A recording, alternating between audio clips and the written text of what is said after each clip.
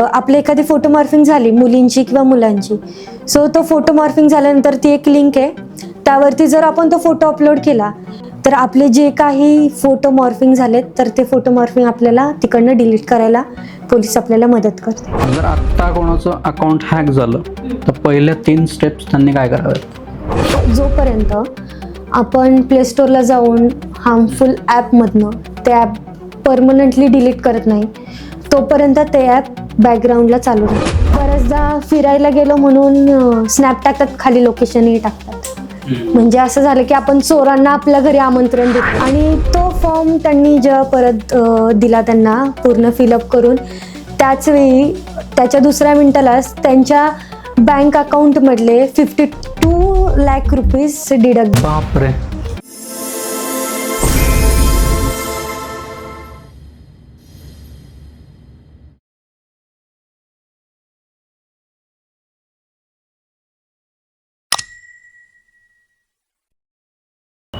नमस्कार मंडळी. डिजिटल युगात वाढत्या सायबर गुन्ह्यांच्या पार्श्वभूमीवरती समाजात जागरूकतेचा दिवा पेटवणाऱ्या आणि अनेकांना सुरक्षितेचा मार्ग दाखवणाऱ्या एका प्रेरणादायी व्यक्तिमत्वाची आज आपण ओळख करून घेणार आहोत.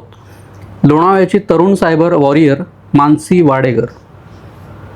जिद्द, मेहनत आणि समाजाप्रती असलेल्या जबाबदारीच्या भावनेतून त्यांनी केवळ 50 पेक्षा अधिक सायबर क्राईम प्रकरणे यशस्वीपणे सोडवली नाहीत, तर शाळा, महाविद्यालय, कॉर्पोरेट क्षेत्र, अगदी वृद्धाश्रमामध्ये जाऊन सायबर सुरक्षिततेबाबत जनजागृतीही केली आहे. ऑनलाईन फसवणूक, social media hacking, OTP fraud यासारख्या गुन्ह्यांविरुद्ध लढा देत त्यांनी अनेक नागरिकांना दिलासा दिला आणि त्यांचा विश्वास जिंकला आहे. आजच्या भागात आपण जाणून घेणार आहोत मानसी वाडेकर यांचा प्रेरणादायी प्रवास, एक सायबर वॉरियर म्हणून आणि समाजासाठी काम करणाऱ्या एक जबाबदार नागरिक म्हणून.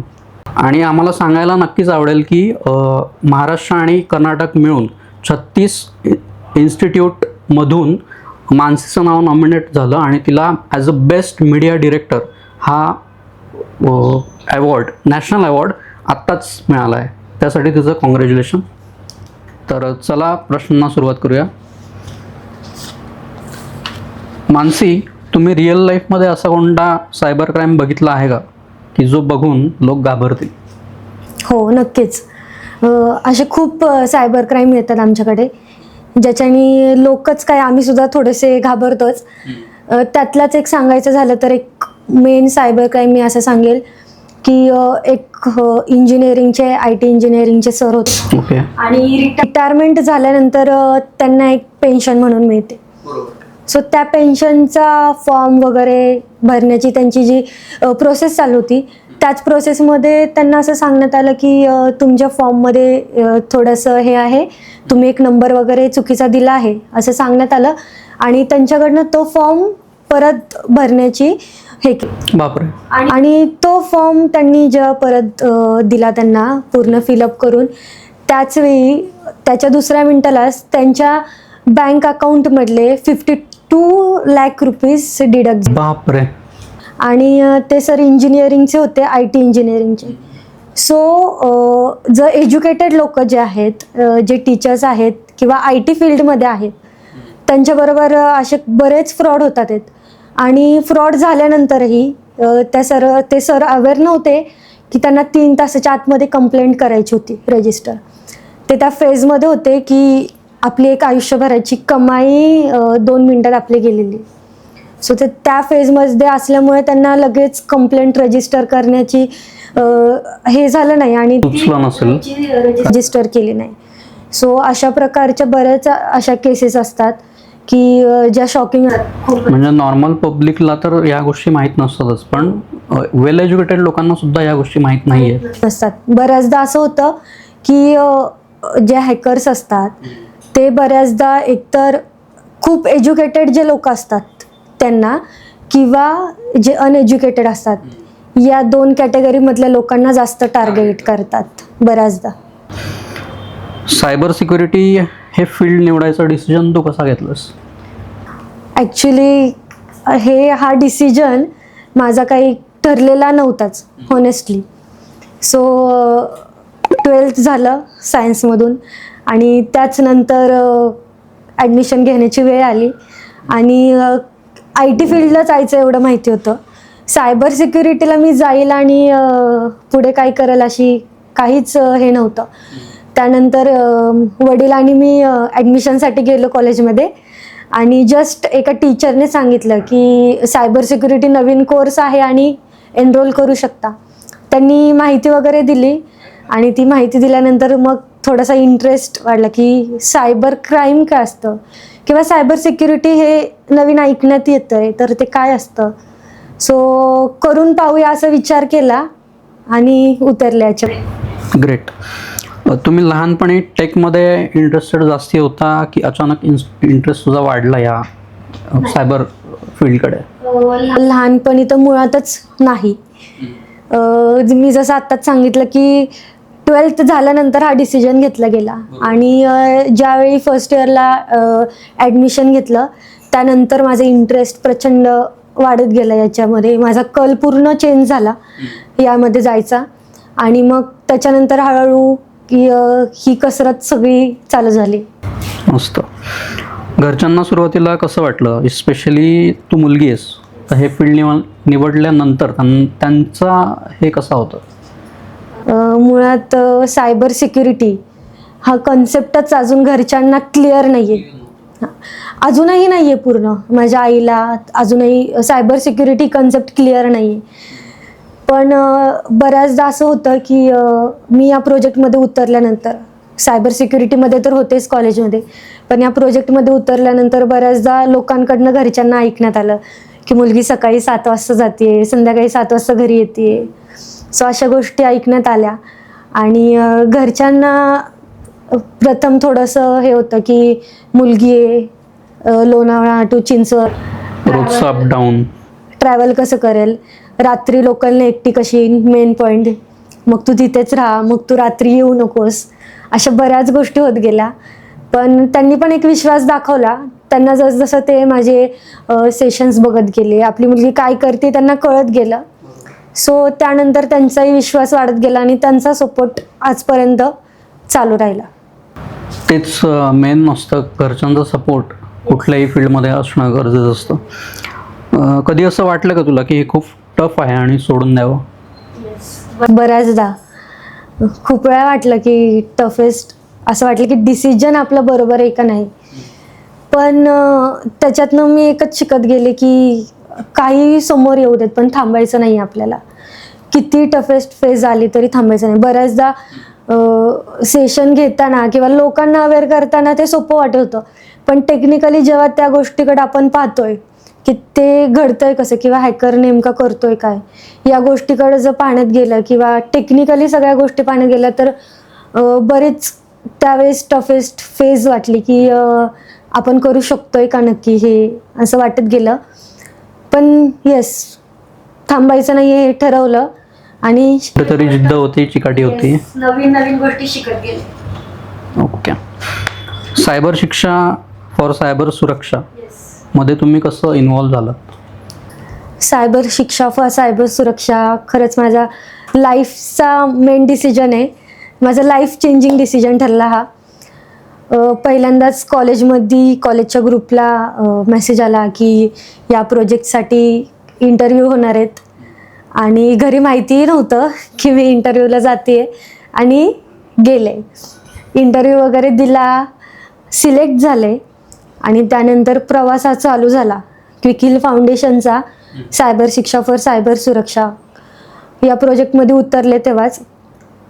आज 2 वर्ष झाले मी हा प्रोजेक्ट करते आणि त्याच्यामध्ये उतरल्यानंतर क्विक हिलकडनं बरेच मार्गदर्शन मिळालं. खरंच एक IT कंपनी काय असते किंवा तिथं कसं काम होतं हे फक्त लोकांकडनं ऐकलं होतं, पण तिथं जाऊन त्याचा एक्सपिरियन्स घेणं किंवा त्यांच्या थ्रू आपण लोकांपर्यंत पोचतोय, खरंच खूप वेगळा डिसिजन होता. आणि सगळ्यांचा कॉलेजचा सपोर्ट, मेन तर कॉलेजने मला हा मार्ग दाखवला आणि त्या मार्गावरती मी सुरळीत अजूनही चालली आहे. क्विक हिलच्या आणि प्रतिभामुळंच आज इथे.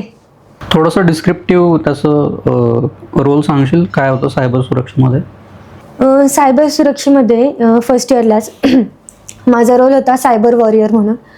आणि सायबर वॉरियर म्हणून मी काम करत गेले. आम्ही वेगवेगळ्या शाळा, कॉलेजेस अशा ठिकाणी मुलांचे शिक्षण घ्यायला जायचो. सेशननंतर आम्ही एक ॲक्टिव्हिटी राबवल्या होत्या. त्या ॲक्टिव्हिटीमध्ये आम्ही वेगवेगळ्या पीपल्सला टार्गेट करायचो, वेगवेगळे कम्युनिटीज टार्गेट करायचो.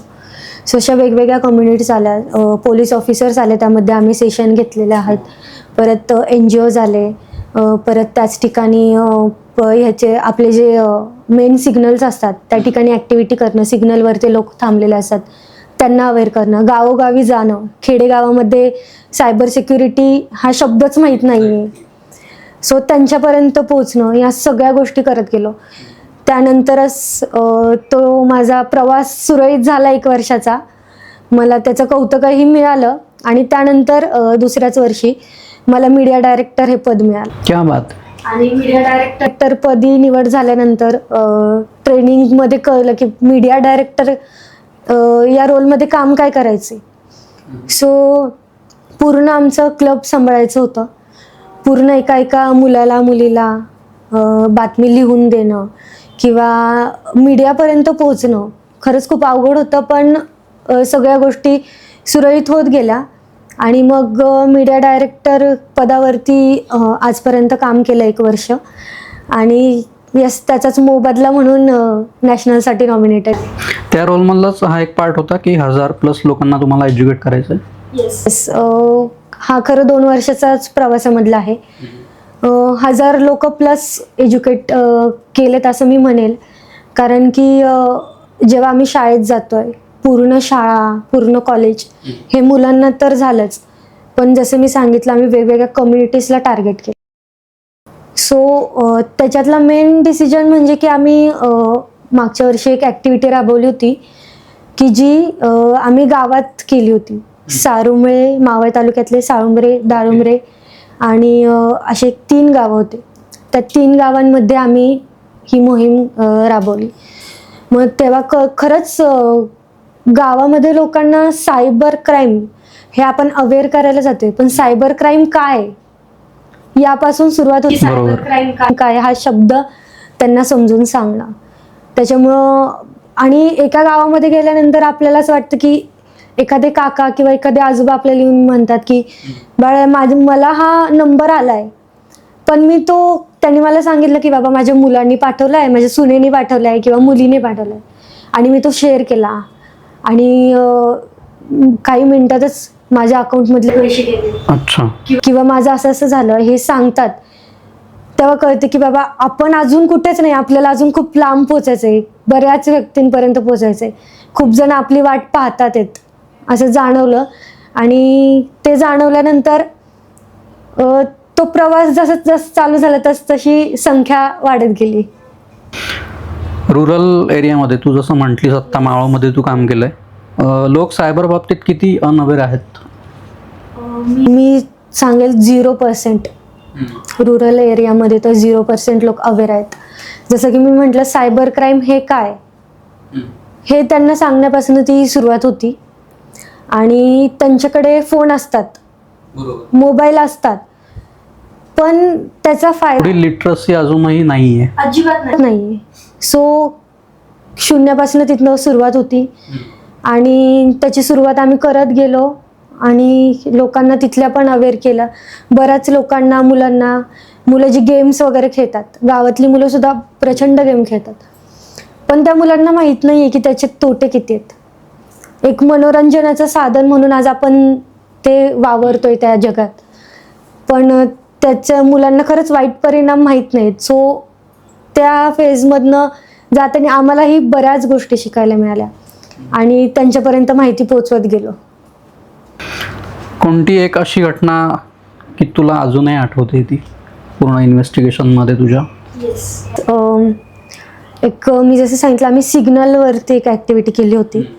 सो आम्ही एक QR कोड केला होता आणि आम्ही जस्ट सिग्नलच्या बाजूच्या दुकानांमध्ये जायचो आणि तो QR कोड तिथे स्टिक करायचो, जेणेकरून लोक येतील, ते स्कॅन करतील आणि त्यांना सायबर टिप्स मिळून जातील या हेतूने. पण त्याच वेळी एका दुकानात गेलो, किराणा मालाचं दुकान होतं आणि त्या दुकानातच ते जे दुकानदार होते ते म्हटले इथं काय लावू नका. तर आम्ही म्हटलं की काय झालं सर, म्हणजे आम्ही फक्त यासाठी हे लावतोय. तुम्ही नाही नाही इथं लावू नका, माझ्या दुकानात असलं सायबरचं काय करायचं नाही. ठीक आहे, नो प्रॉब्लेम.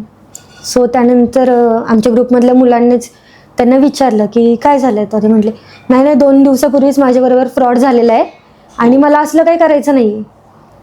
तर ठीक आहे म्हटलं. त्यांना खूप रिक्वेस्ट केली की सांगा आम्हाला काय, आम्ही अशा अशा इकडनं आलेलो आहोत, आम्ही तुम्हाला आमच्याकडून होईल तेवढी मदत करू शकतो.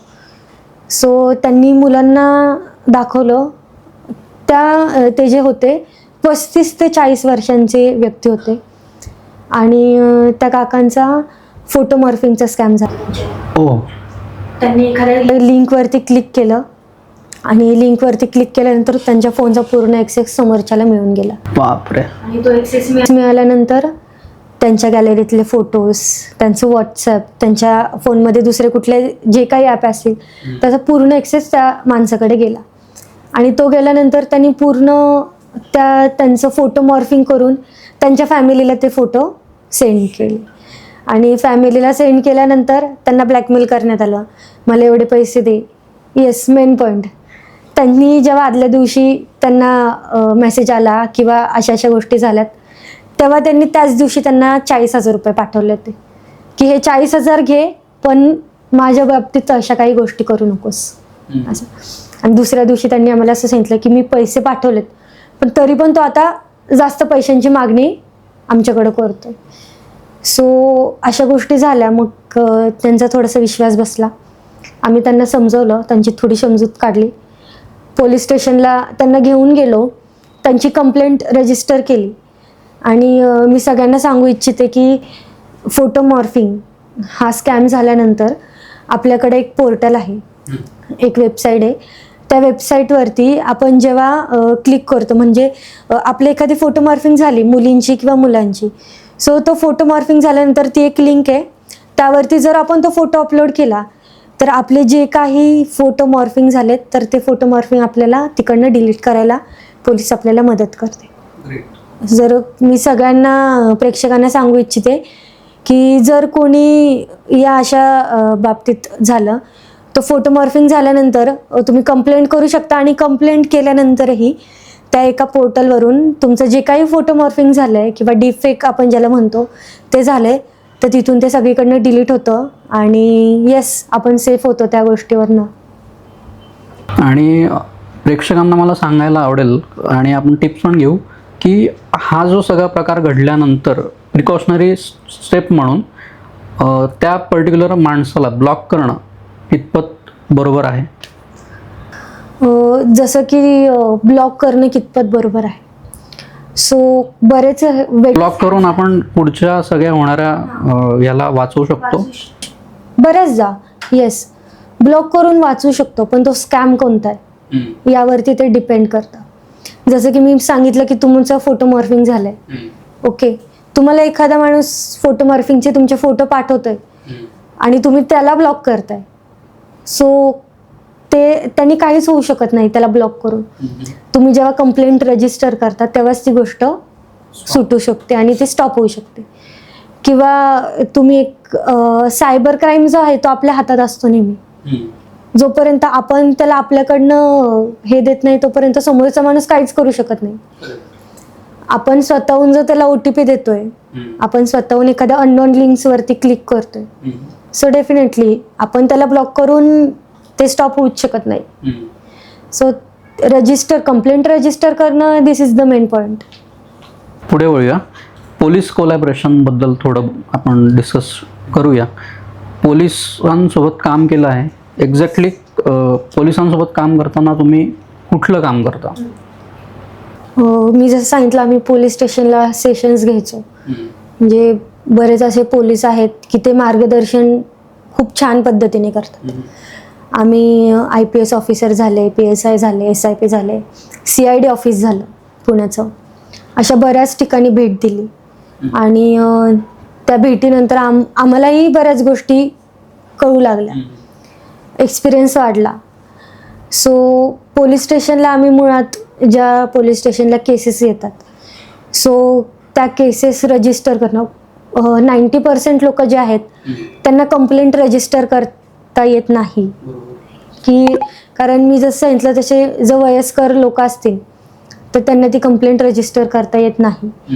सो कंप्लेंट रजिस्टर करणं, त्याचं इन्व्हेस्टिगेशन करणं, ओके. ती केस कुठून झाली आहे, इंडियामधलं आहे, आउट ऑफ इंडिया आहे, तिकडनं होती की आपल्या इंडियामधून होती, सो त्याचं पूर्ण इन्व्हेस्टिगेशन करणं, या सगळ्या गोष्टी आम्ही करतो. सायबर क्राईम विक्टिम्समध्ये सर्वात कॉमन मिस्टेक कुठली तुम्हाला जाणवली? अननोन लिंक्सवरती क्लिक करणे, OTP शेअर करणे. तुम्हाला आता अजून एक नवीन स्कॅम आहे, सो तो आपल्यालाही जाणवत नाही. एक व्हॉट्सअपला अननोन नंबरवरनं इमेज येते आणि ती इमेज आपण KBC? हां, ती इमेज अशी क्रिएट केलेली असते की एखादा नेचरचा फोटो आहे किंवा एखाद्या हिरोईनचा फोटो आहे किंवा एखाद्या हिरोचा फोटो. सो ती इमेज क्रिएट केलेली असते आणि व्हॉट्सअपला आपल्याला सेंड होते. अननोन नंबरवरनं इमेज आली आहे, आपण ती ओपन करणार आणि ओपन केल्यानंतर त्यामध्ये QR कोड्स असतो किंवा एखादा नंबर असतो, ओके. जो त्यामध्ये लपवलेला असतो. त्या इमेजवरती जसं आपण क्लिक करू तसं आपल्या फोनचा ॲक्सेस त्या व्यक्तीकडे. बापरे. त्यामुळे आपण जर अशा अननोन नंबरवरनं आलेले फोटोज ओपन करत असाल किंवा लिंक्स ओपन करत असाल तर ते खरंच खूप हानिकारक आहे. तू बघितलेला सगळ्यात शॉकिंग सायबर फ्रॉड कोणता होता? शॉकिंग सायबर फ्रॉड सांगण्यात झालं तर माझ्याच वयाच्या मुली किंवा मुलं, त्यांचं ग्रॅज्युएशन झालं आहे किंवा ग्रॅज्युएशन चालू आहे, ते सगळे जॉब शोधायच्या याच्यात असतात की आपल्याला इंटर्नशिप शोधायची, आपल्याला प्लेसमेंट हवी आहे. ही गोष्ट चालूच असते प्रत्येक कॉलेजमध्ये आणि प्रत्येक मुलीकडे ही गोष्ट असतेच. सो बरेच असे ॲप असतात की तुम्हाला जॉब देतं. इंस्टाग्रामला आपण रील्स स्क्रोल करत असतो त्यावेळी पण बऱ्याच आणि मोठमोठ्या कंपनींच्या नावाखाली असतात की अप्लाय करा, तुम्हाला इंटरव्ह्यूला बोलवण्यात जाईल. ठीक आहे, आपण एकदा अप्लाय करतो आणि अप्लाय केल्यानंतर लगेचच आपला सगळा ईमेल ID, आपला नंबर, सगळं आपला रिझ्यूम सगळं आपण त्याच्यावरती अपलोड करतो आणि त्यानंतर त्यांची अशी मागणी येते की 5,000 भरा, त्यानंतर तुम्हाला इंटरव्ह्यूला बोलवलं जाईल आणि त्यानंतर तुम्हाला 3 लाखाचं पॅकेज मिळेल. 3 लाखाचं पॅकेज फ्रेशर्सला मिळाल्यावर फ्रेशर्स एकदम खुश. आणि अशाच गोष्टी होतात बऱ्याचदा. आणि अशीच एक गोष्ट झाली होती, या प्रोजेक्टच्या दरम्यानच ॲक्टिव्हिटी करतानाच पोलीस स्टेशनला दुसरी केस घेऊन गेले. तिथंच एक मुलगी प्रचंड तणावात होती, खूप इमोशनल झाली होती. तिला बऱ्याचदा विचारलं काय झालं. तिने सांगितलं की मी जॉब शोधतीये आणि मी असं अप्लाय केलं आणि अकाउंटमधले पैसे माझ्या गेलेत. मी हॉस्टेलला राहते, वडिलांनी फी भरण्यासाठी एवढे पैसे पाठवले होते आणि जॉबच्या ह्याच्यामध्ये माझे एवढे पैसे गेलेत. केस रजिस्टर केली, पण बऱ्याच सायबर क्राईमच्या अशा केसेस असतात की त्या केसेस सक्सेसफुल होत नाहीत. जर त्या केसेस आउट ऑफ इंडियाच्या असतील, होतात बऱ्याचदा होतातही, पण त्याला खूप टाईम लागतो. आणि मग ती मुलगी इतकी इमोशनल झालेली पाहिली. खरंच मुली जॉब शोधायच्या ह्याच्यात असतात आणि ते त्या फेजमध्ये असतात अशा की घरच्यांकडनं पैसेही मागू शकत नाही आणि त्या विचारात येऊन ते लोक सगळीकडे अप्लाय करत असतील. सो मी सगळ्यांना सांगेल जे बॅचलर मुलं आहेत किंवा जॉब शोधतात आहेत, सो कुठलीही कंपनी इंस्टाग्रामवरनं आपल्याला जॉब देत नाही मुळातच. त्याच्यामुळे अशा गोष्टी करू नका किंवा कुठेही अप्लाय करू नका. त्या गोष्टी जर लिगल असतील तरच त्या ठिकाणी तुम्ही अप्लाय करा.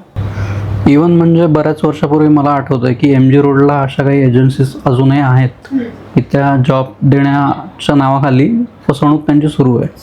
म्हणजे सायबर क्राईम बरोबरच अशाही गोष्टी आहेत. आजच्या काळामध्ये कॉमन माणूस कुठल्या 3 गोष्टींमुळे हॅक होतोय? ब्लाइंड ट्रस्ट, आपण ज्याला म्हणतो आंधळा विश्वास, माणसाचा खूप घातक ठरतो. बऱ्याच वेळा एखाद्या लिंकवरती क्लिक करणे, किंवा ठीक आहे बाबा माझ्याच मैत्रिणीने मला पाठवली, ओपन करू शकते, मैत्रिणीला काम लागलं मलाही लागलंच पाहिजे. सो अशा काही गोष्टी असतात.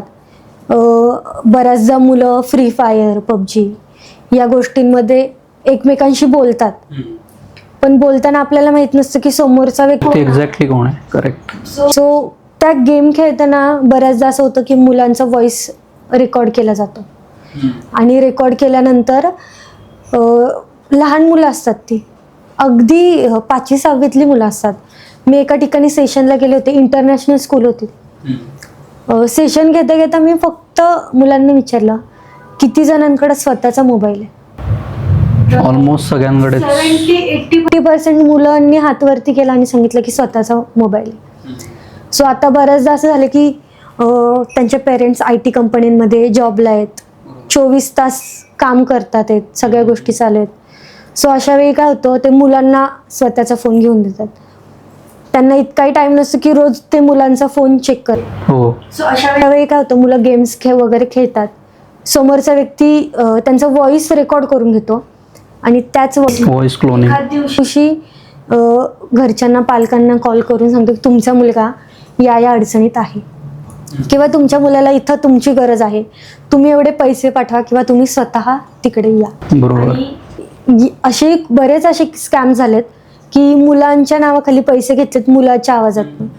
आता एखादा लहान मुलगा जर बाबाला किंवा आईला कॉल करून म्हणतो की मला 100 रुपये हवेत, कुठलेही वडील पाठवतील किंवा कुठलेही आई पाठवणारच. सो अशाही बऱ्याच अशा गोष्टी होतात. जर आत्ता कोणाचं अकाउंट हॅक झालं तर पहिल्या 3 स्टेप्स त्यांनी काय कराव्यात? कोणाचं अकाउंट हॅक झालं तर सगळ्यात पहिली गोष्ट 1930 हा सायबर क्राईमचा मेन रिपोर्ट नंबर आहे.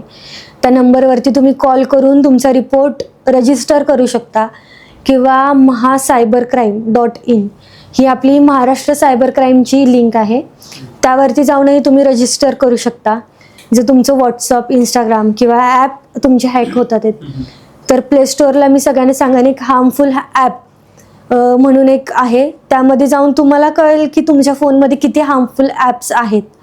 ते ॲप्स तुम्ही तिथे जाऊन अनइन्स्टॉल करू शकता, ते लॉग आउट करून. मला हे सांगायला खरंच आवडेल की बऱ्याचदा आपण एखादा ॲप घेतो आणि गरज संपली की ते ॲप डिलीट करतो, पण ते ॲप जेव्हा आपण फोनमधून डिलीट करतोय, अनइन्स्टॉल करतोय, पण ते ॲप बॅकग्राऊंडला चालू असतं. अच्छा. ते ॲप कसं चालू असतं, जोपर्यंत आपण प्ले स्टोअरला जाऊन हार्मफुल ॲपमधनं ते ॲप परमनंटली डिलीट करत नाही, तोपर्यंत ते ॲप बॅकग्राऊंडला चालू राहतं. आणि बऱ्याचदा काही ॲप असे असतात की जे एकमेकांना कनेक्टेड असतात. सो तुम्ही या ॲपला जर माहिती दिली आहे, या ॲपला दिलेली नाही आहे, तरी पण ते बॅकग्राऊंडला कनेक्टेड असतात आणि ते माहिती ट्रान्सफर करत असतात. ओके. ही नव्याने मला गोष्ट आत्ता कळाली आहे. तुमचा मोबाईल सेफ आहे की नाही, तू आत्ता सांगितलंच ॲप. डिजिटल फॉरेन्सिक म्हणजे एक्झॅक्टली काय? डिजिटल फॉरेन्सिक आपण म्हणू शकतो की फिजिकल क्राईम्समध्ये जसे फिंगरप्रिंट्स असतात, सेम डिजिटल फॉरेन्सिक म्हणजे तुमचे IP ॲड्रेस, तुमचे लॉक्स, या सगळ्या गोष्टी म्हणजे डिजिटल फॉरेन्सिक.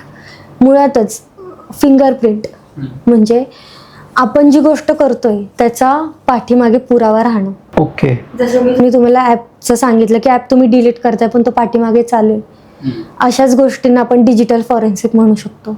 बऱ्याच अशा गोष्टी असतात की त्या आपण त्या दर्शवत नाहीत काही गोष्टी, पण त्या बॅकग्राऊंडला वर्क करत असतात, त्यालाच आपण डिजिटल फॉरेन्सिक म्हणू शकतो. सायबर इन्व्हेस्टिगेशनमध्ये तुम्ही कुठला रोल प्ले करता? सायबर इन्व्हेस्टिगेशनमध्ये असे इन्व्हेस्टिगेशन हाच मेन रोल आहे की एखादी केस आली तर त्याचं इन्व्हेस्टिगेशन करणं हाच मेन रोल आहे की ती केस कुठून झाली आहे, कशी झाली आहे, कोणते टूल्स त्याला यूज झालेत, किंवा ती जो हॅकर आहे तो मेन यूज काय करतो, त्याने कुठल्या हेतूने आपल्याला हे टार्गेट केलं असेल, अशा गोष्टी. बऱ्याच वेळी जो हॅकर्स असतो तो 10वी पास असतो आणि जो टार्गेटेड ऑडियन्स जो असतो तो बऱ्याचदा इंजिनियर असतो, डॉक्टर असतो, CA असतो, अशा गोष्टी घडत असतात. त्याच्यामुळं मी जसं सांगितलं की ब्लाइंड ट्रस्ट हा खूप घातक आहे. आणि बऱ्याचदा हॅकर्सचं असं स्ट्रॅटेजी त्यांची अशी असते की ते इमोशनली आपल्याला कनेक्ट होतात बऱ्याचदा. आता मी जसं सांगन, बरेच मुलं मुली Instagram, Facebook, Telegram, Twitter, WhatsApp, Snapchat या गोष्टी यूज करतात. समोरचा व्यक्ती कोण आहे आपल्याला माहीत नसतं, आपण त्याची फ्रेंड रिक्वेस्ट ॲक्सेप्ट करतो. मुलं, एखादी छान मुलगी आली, येस ऑफकोर्स मुलं रिक्वेस्ट ॲक्सेप्ट करतात, पण ती मुलगीच आहे का हे आपल्याला माहीत नसतं. बऱ्याचदा सेम प्रोफाईल क्रिएट करतो आणि त्या प्रोफाईलवरनं सुद्धा आपल्याला मेसेज करणं किंवा आपला ट्रस्ट बिल्ड करून घेणं एकमेकांमधला, अशा गोष्टी होतात. आणि ज्या इंस्टाग्रामवरनं केसेस होतात, मला एक केस ॲड करायला खूप आवडेल. नक्कीच. कारण मी खूप बघितलं आहे, माझ्या एजचे जे मुलं मुली आहेत इतके ॲडिक्टेड आहेत इंस्टाग्रामला, ते रील्स बघितल्याशिवाय झोपूच शकत नाहीत. सो मेन पॉईंट, सो इंस्टाग्रामवरती एक मधी हे चालू होतं की 2 मुलांचे किंवा 2 मुलींचे असे फोटो लावतात आणि त्याला पोल देतात. आणि त्या पोलवरती आपल्याला जो कोणी आवडत असेल आपण त्याला पोल करायचा. मग ते पर्सेंटेज असतात आणि एक जण 24 तासानंतर विनर म्हणून असतो. सो अशा गोष्टी एक मनोरंजन म्हणून केल्या जातात. सो एका मुलीची केस आली होती माझ्याकडे, सेम माझीच मैत्रीण, तिची केस आली होती. फक्त तिने काहीच केलं नाही, फक्त तिने पोल केला. ओके. आणि त्या पोलवरती क्लिक केलं आणि ती म्हणते माहीत नाही कसं झालं. तिनेच तिच्या मित्राच्या अकाउंटवरनं तिला मेसेज येत होते. मग तिच्या मित्राने तिला सांगितलं की माझा फोन हॅक झालाय, माझं इंस्टाग्राम हॅक झालं. सो त्याचं इंस्टाग्राम हॅक झालं आणि त्याच्या इंस्टाग्रामवरनं त्यांनी सर्च केलं तर याच्या क्लोज ती मुलगी होती. आणि मग त्या मुलीचं अकाउंट हॅक झालं आणि त्या मुलीला इतके प्रचंड विचित्र असे मेसेजेस किंवा तुझे फोटो आम्ही हे करूयात, तुला ब्लॅकमेल करणं तिला, अशा गोष्टी होत गेल्या आणि ती माझ्याकडे आली. त्यानंतर मग आम्ही त्याच्यावरती इन्व्हेस्टिगेशन चालू केलं आणि ती केस आम्ही सॉल्व्ह केली. आणि त्याच ठिकाणी रात्री 2-3 वाजता आम्ही जेव्हा सर्च केलं त्यावरती, जो अकाउंट हँडल करत होता तिचं, तो रात्री 2-3च्या सुमारास ते अकाउंट चालू ओके. आणि मग एखाद दिवशी कट रचला म्हणता येईल. 2-3 वाजता आम्ही उठलो आणि आम्ही प्रॉपर सगळं इंस्टाग्रामला मेल वगैरे करून रात्री 2 ते 3 तो ज्या वेळी ते इंस्टाग्राम हँडल करायचा त्याच वेळी मग आम्ही ते इंस्टाग्राम तिचं बंद केलं. आणि अशा प्रकारे ती मुलगी, पहिलं आमचं हेच होतं की तिला त्यातून बाहेर काढायचं. कारण की बऱ्याचदा असं होतं की एखाद्या मुलीचं, म्हणजे बऱ्याचदा काही मुली अशा असतात की त्यांच्या घरी देखील माहीत नसतं की त्या फोनमध्ये कोणता ॲप यूज करतात, फोनमध्ये काय अपलोड करतात. सो मुलींना भीती असते की घरी कसं सांगू, पोलीस स्टेशनला गेले तर पोलीस मला काय बोलतील, घरी सांगतील का, वडिलांना स्ट्रिक्ट असतील तर वडिलांना सांगतील का, अशी भीती मुलींच्या मनात खूप असते. सो मी मुलींना पण सांगू इच्छिते इथं की cyber crime, Maharashtra cyber crime हे खास मुलींसाठी 24 तास काम करतं. सो तुम्ही कधीही तुमची फोटो मॉर्फिंगची केस वगैरे तर झाली तर तुम्ही पोलीस स्टेशनला रजिस्टर करू शकता. आणि मेन मुद्दा, केस रजिस्टर झाल्यानंतर बऱ्याचदा काही मुली असतात की त्यांना घरी सांगायचं नसतं. सो घरी सांगायचं नसतं यापेक्षा की तुझं कुठंही नाव आपलं त्यामध्ये घेतलं जात नाही मुलींचं, आणि ती केस सक्सेसफुली सॉल्व्ह केली जाते पोलिसां थ्रू. सो कुठल्याही मुलीने जर असं काही झालं तर घाबरून जायची काहीच गरज नाही आहे, कारण की आपलं महाराष्ट्र पोलीस आपल्यासाठी सदैव 24 तास काम करत आहे. एक्झॅक्टली. ॲक्च्युली माझा प्रिव्हियस जो क्वेश्चन होता तो त्या रिलेटेड होता की समजा ब्लॉक केलं आणि नंतर आपल्याला as it is complaint raise करायची आहे, तर इमोशनल फुल होऊ नये म्हणून ते आधी ब्लॉक करणं ही इमिजिएट स्टेप असू शकते का? येस, असूही शकते. पण जसं मी परत रिपीट करेन की स्कॅम्स असतात. तुम्ही तुमच्या याच्यासाठी तुम्ही ब्लॉक करू शकता, तुमची भीती करेक्ट तुम्ही ब्लॉक करूच शकतात. पण त्याच वेळी तुमचा नेक्स्ट डिसिजन हा कंप्लेंट करणं किंवा आपल्याला येत नसेल तर कोणाचा तरी सल्ला घेणं, ही गोष्ट त्यामध्ये. हो. किंवा मी असं सांगेल, बऱ्याचदा आपण ॲप्स हे डाउनलोड करत असतो, पण त्या ॲप्सच्या मागे जेव्हा आपण ॲप इन्स्टॉल करतो तेव्हा आपण परमिशन्स अलाव करतो. हो. पण कोणीच नाही, मीही नाही आणि तुम्हीही नाही, कोणच एवढा पॅरेग्राफ वाचत नाही. आपण अलाव करतो आणि आपला ॲप कधी इन्स्टॉल होईल यावरती आपण फोकस करतो. सो आपण ज्या परमिशन्स देतो त्या परमिशन्स पुढे आपल्याला खूप त्रास देऊ शकतात बऱ्याचदा. त्यामुळे आपण कोणत्या ॲपला परमिशन देतोय किंवा काय परमिशन देतोय याकडे खरंच लक्ष दिलं पाहिजे आपण. ॲज अ मीडिया डिरेक्टर म्हणून तू नॅशनल लेवल कॅम्पेन हँडल केलं, प्रेशर कसा मॅनेज केला? मीडिया डायरेक्टरचं प्रेशर खरंच पहिल्या दिवसापासून आला होता. ट्रेनिंग नंतर थोडासा आत्मविश्वास वाढला आणि बऱ्याचदा असं होत गेलं की टीमला बरोबर घेऊन जायचं आहे, मला एकटीला जायचं नाही. सो बऱ्याचदा टीममध्ये क्रॅशेस होणं थोडेफार, किंवा टीम मेंबर्स की लीडर असल्यामुळे तू त्यांना सपोर्ट करते, आम्हाला सपोर्ट करत नाही, अशा गोष्टी होत गेल्या. पण त्यांना सगळं मॅनेज करून मी जसं सांगितलं, मीडिया डायरेक्टर म्हणून मला प्रत्येक मुलाची बातमी देणं किंवा प्रत्येक मुलाने जे काम केलंय त्याला वाव देणं हे माझं काम होतं. आणि तेच करत गेले आणि टीमनेही नंतर खरंच खूप सपोर्ट केला. जे आमचे ट्रेनर्स असतील, जसं मी सांगितलं क्विखिलमध्ये जे ट्रेनर्स होते त्यांनी ट्रेन केलं, त्यांचं मार्गदर्शन लाभलं, कॉलेजमधल्या शिक्षकांचं मार्गदर्शन लाभलं.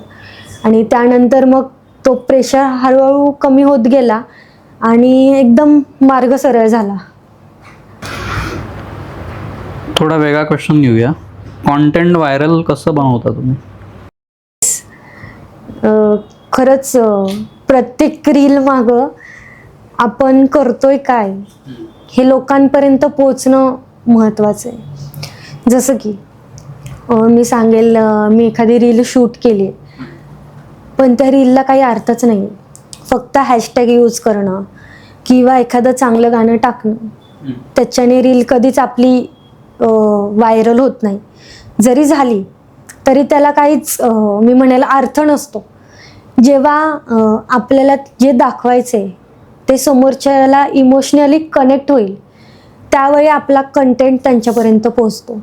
सो लोकांना काय हवं आहे आत्ता, लोक कसे थोडेफार कनेक्ट होतील माझ्याबरोबर याचा विचार केला आणि अशा गोष्टी मी शूट करून सगळ्यांच्या मदतीने टाकत गेले. आणि खरंच सांगायला आवडेल, बरेच खूप लोक असे आहेत की जे व्हिडिओ बघून किंवा तू असं काम करतीये हे त्यांना माहीत नव्हतं, मग ते त्यांच्याकडनं असे बरेच बघून पण येतात लोक.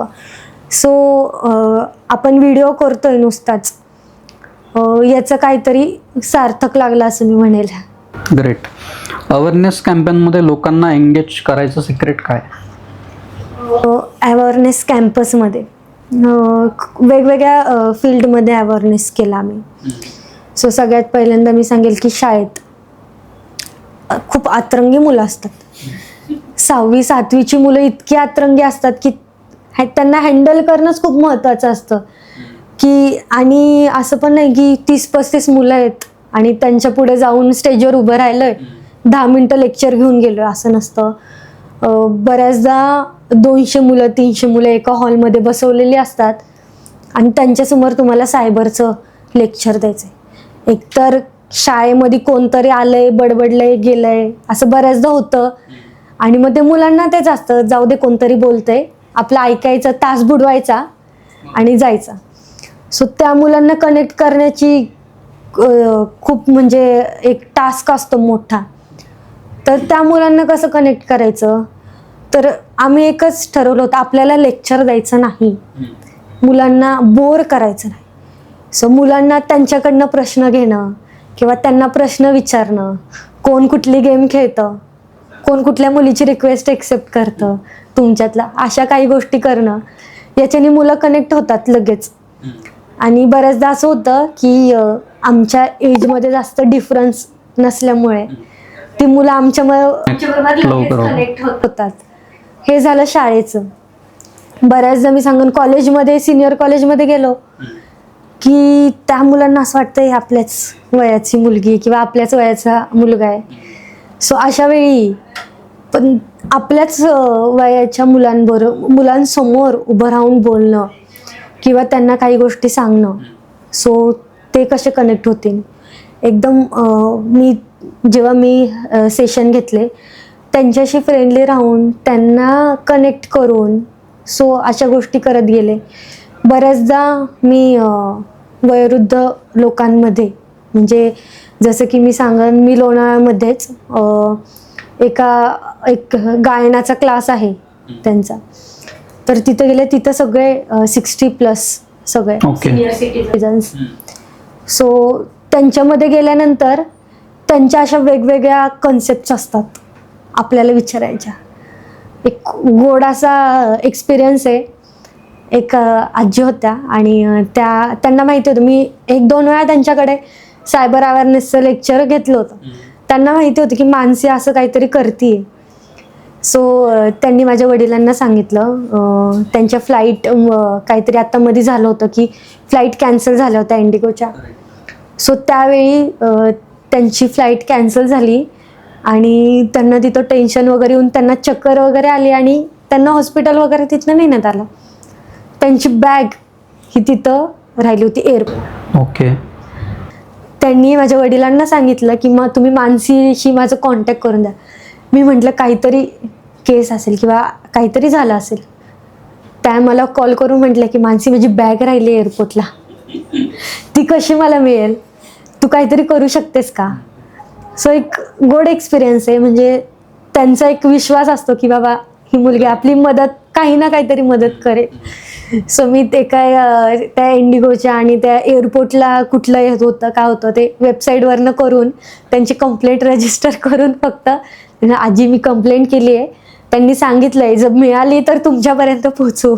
अशा बऱ्याच गोष्टी असतात. वेगवेगळ्या कॅटेगरीजमधले लोक आपल्याला भेटतात आणि त्यांना कसं कनेक्ट करणं हे वेगवेगळ्या ह्याच्यातून आपल्याला करावंच लागतं. तू जसं म्हणालीस की स्टुडंट शी पण तुझा कनेक्ट आहे, तर एखादा किस्सा आहे का की स्वतः स्टुडंट तुला येऊन त्याने सांगितलंय की आमच्यासोबत असं असं काहीतरी घडलंय? हो, बरंच. जसं मी तुम्हाला मग अशीच सांगितलं की एक इंटरनॅशनल स्कूल होती आणि मी तिथं सेशनला गेले होते. सेशन पूर्ण संपलं आणि माझ्याबरोबर एक माझा कलिग होता आणि त्यांनी पण सेशन घेतलं. त्याच्यानंतर ती मुलं माझ्याकडे नाही आली, त्याच्याकडे गेली की सर असा असा प्रॉब्लेम झाला. त्यानंतर आम्ही विचारलं नीट त्या मुलांना काय झालं नक्की. 2 मुली माझ्याकडे आल्या, त्याच्याकडे गेली आणि ते सगळं त्यांनी सांगितलं. ते इतकी भयंकर केस होती त्यांची. इंटरनॅशनल स्कूल आहे, बरेच पालक, सगळे पालक एज्युकेटेड असतात. मुलांकडे त्यांचे फोन आहेत, त्यांच्याकडे त्यांचे अकाउंट्स आहेत. सो त्यांची अशी केस होती की त्यांचा फ्रेंड्सचा एक ग्रुप होता आणि त्याच ग्रुपवरनं त्यांच्याच ग्रुपमधली एक मुलगी होती. सो त्यांनी त्या मुलीला टार्गेट केलं किंवा मस्करीमध्ये तिचा एक फोटो शेअर केला. व्हॉट्सअपला पण आपण बघू शकतो की स्टिकर बनवायचं एक ऑप्शन असतं, ते स्टिकर बनवून आपण पाठवतो. त्या टाईपमध्येच एक इंस्टाग्रामला त्यांनी ग्रुपमध्ये तो फोटो शेअर केला आणि तो फोटो शेअर केल्यानंतर ती मुलगी सुद्धा घाबरली. तिने मैत्रिणींना वगैरे सांगितलं. त्या मुली माझ्या जवळ येऊन रडायला लागल्या की ताई असं असं झालं आहे आमच्याबरोबर. आणि मुलं आम्हाला बोलतात ते की तुम्ही असं टीचरकडे गेलात आणि हार्डली मुलं 8वी-9वीतली होती आणि तुम्ही टीचरकडे गेलात तर असं करू आम्ही, तसं करू आम्ही, बरेच त्यांनी शब्द वापरले. सो तिथेच शाळेत अर्थात आमच्याबरोबर दामिनी पथक पोलिसांचं जे आहे 3 ऑफिसर्स होते, PSI मॅडम होत्या आमच्याबरोबर. सो त्यांच्या मदतीने मग त्या मुलांना समजूत घातली. कारण जर ती केस जर पुढे नेली असतीच तर त्या मुलांवरती कलम लागू झाला असता. मुलं शाळा शिकत होती त्याच्यामुळं त्या गोष्टी करायच्या नव्हत्या. सो अशा सगळ्या गोष्टी लहान मुलांमध्ये होतात आहेत आणि तीच मुलं येऊन सांगतात आहेत. मग त्यानंतर मग त्यांच्या प्रिन्सिपलला सांगून, मग त्यांच्या टीचर्सला, त्यांच्या पॅरेंट्सला सांगून मग ती समजूत सगळी काढून मग त्या मुलांना हे केलं आणि मुलींना सुद्धा. सो 7वी 8वीतल्या मुलांच्या अशा केसेस होतात आहेत. सो आमच्यासाठी सुद्धा शॉकिंग होतं. पण सुदैवाने तिथं PSI मॅडम होत्या, दामिनी पथका मधल्या मॅम होत्या 2.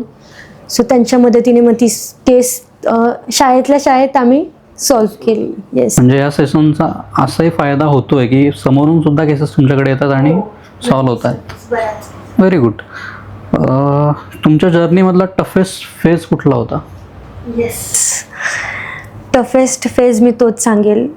ज्या दिवशी मीडिया डायरेक्टर या पदी निवड झाली, मला फोन आला आणि सांगितलं आमच्या मॅमने, खरंच म्हणजे आमच्या मॅमचा खरंच आमच्यावरती भयंकर विश्वास म्हणता येईल. तर मॅमचा फोन आला आणि सांगितलं तुझी मीडिया डायरेक्टर म्हणून मी तुझं नाव पाठवते. तर म्हटलं मी पहिला प्रश्न माझा मॅमला हाच होता, मॅम माझ्याकडनं होईल का? मैं हूँ ना तू कर, आमच्या मॅमचा हाच शब्द असायचा.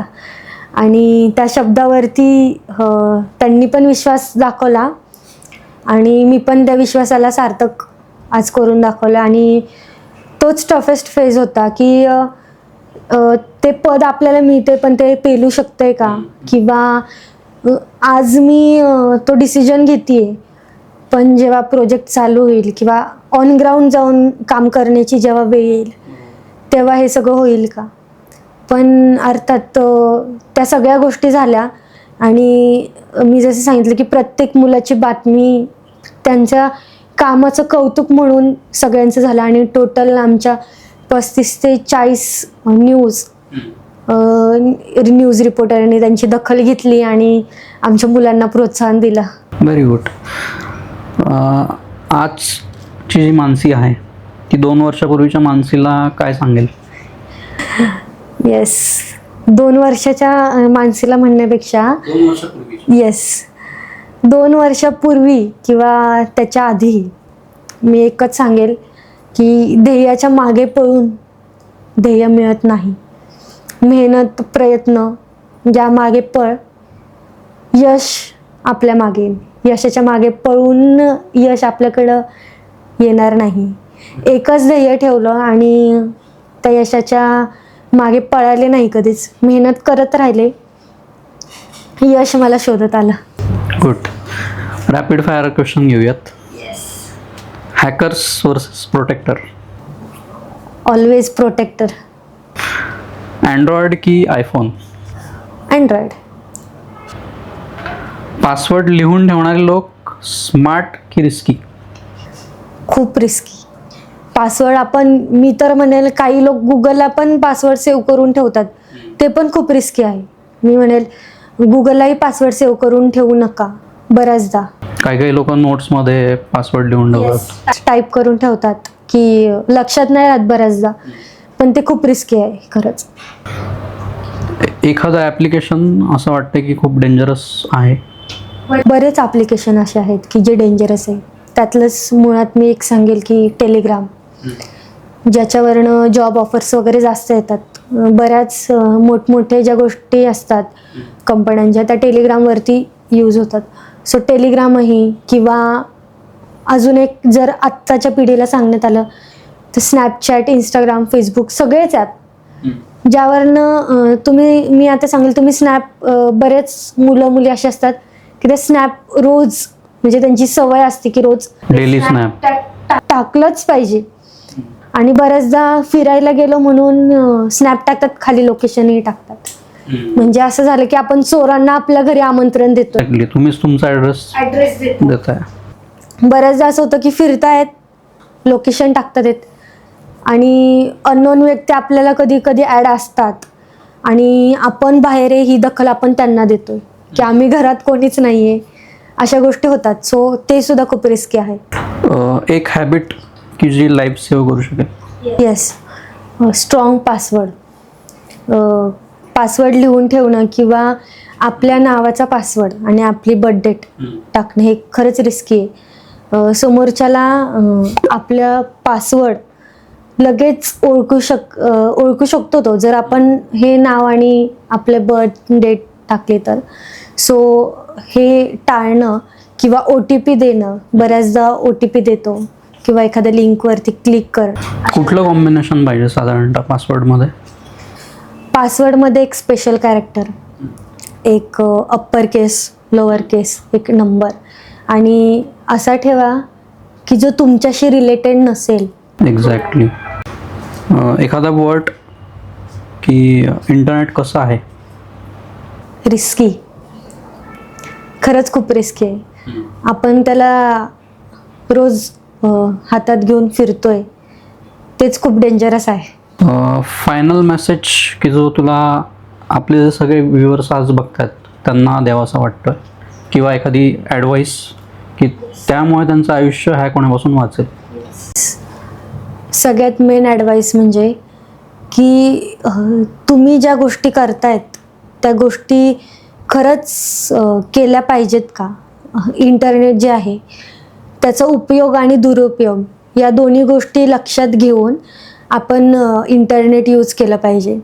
जर अशा काही गोष्टी तुमच्याबरोबर झाल्याच तर तुम्ही सायबर क्राईम, महाराष्ट्र सायबर क्राईमची लीगल वेबसाईट आहे, त्या वेबसाईटला जाऊन तुमची कंप्लेंट रजिस्टर करू शकता, किंवा 1930 हा जो आपला नंबर आहे सायबर क्राईमचा त्यावरती तुम्ही रिपोर्ट करू शकता.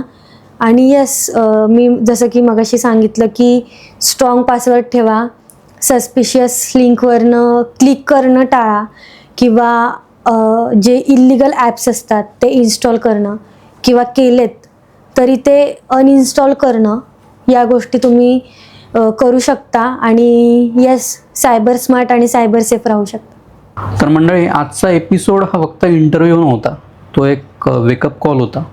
तुम्हाला जर हा व्हिडिओ आवडला असेल तर नक्की लाईक, शेअर आणि सबस्क्राईब करा, आणि हा व्हिडिओ मॅक्झिमम लोकांपर्यंत पोचवा, जेणेकरून लाखोंचा स्कॅम होण्यापासून त्यांचा वाचेल. मानसीने जसं आपल्यासोबत आज शेअर केलं की फोटो मॉर्फिंग असेल किंवा एखादा स्कॅम तुमच्यासोबत झाला असेल तर अशा काही सरकारच्या लिंक आहेत, त्या आम्ही डिस्क्रिप्शनमध्ये देऊच, नंबर्स पण देऊ. तर नक्की ते चेक करा, आणि तुमच्यासोबत जर असा एखादा स्कॅम कुठला होत असेल तर आधी कंप्लेंट रेज करा आणि त्यापासून वाचा. मानसी आपल्यासोबत आज वेळात वेळ काढून आली, त्यासाठी तिचे खूप खूप आभार मार्गप्पा टीमकडून. तर मार्गप्पा टीमकडून एक छोटीशी भेट आम्ही तिला देऊ इच्छितो. Mansi, thank you so much sir. Thank you.